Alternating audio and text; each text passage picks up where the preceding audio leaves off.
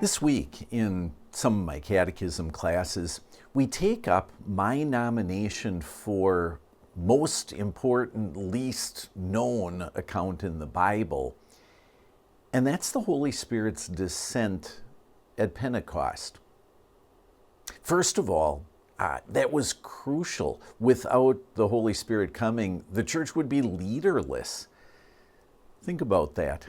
God, the Father who had led his people during the Old Testament, had yielded to God the Son. He walked with the apostles, but now he had ascended to heaven. They were leaderless until God the Holy Spirit descended. He began to govern them by way of his word, and he continues to do so today. Besides that, you and I personally desperately need the work of God the Holy Spirit. Without him, we'd presumably exist, and Christ's sacrificial atonement would have taken place for our transgressions. But we wouldn't know about it. We wouldn't trust Jesus. We wouldn't have that beautiful, miraculous gift of forgiveness if not for the work of God the Holy Spirit. So we have great reason to thank God we live under his governance and that he works on our hearts today.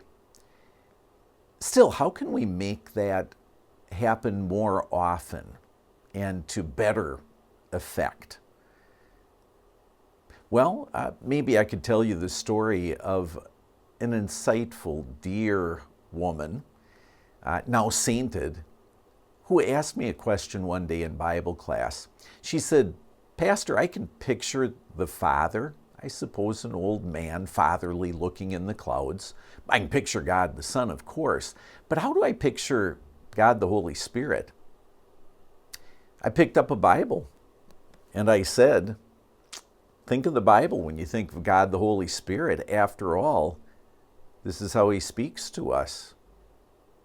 And that is certainly true. Martin Luther put it this way, that the Holy Spirit doesn't care to treat us apart from his scriptures and his sacraments.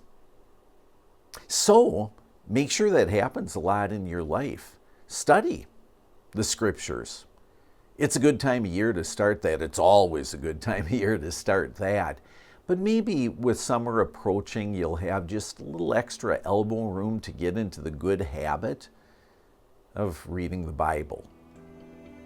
Meantime, have a great start to your week. And don't forget to bring the Holy Spirit along with you.